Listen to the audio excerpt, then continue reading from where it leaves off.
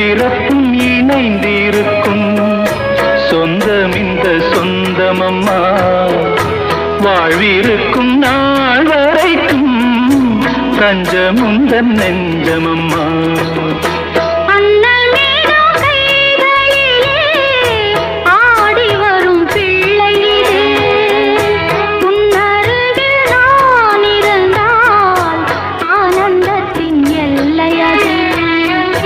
காயத்ரி மந்திரத்தை உச்சரிக்கும் பக்தனம்மா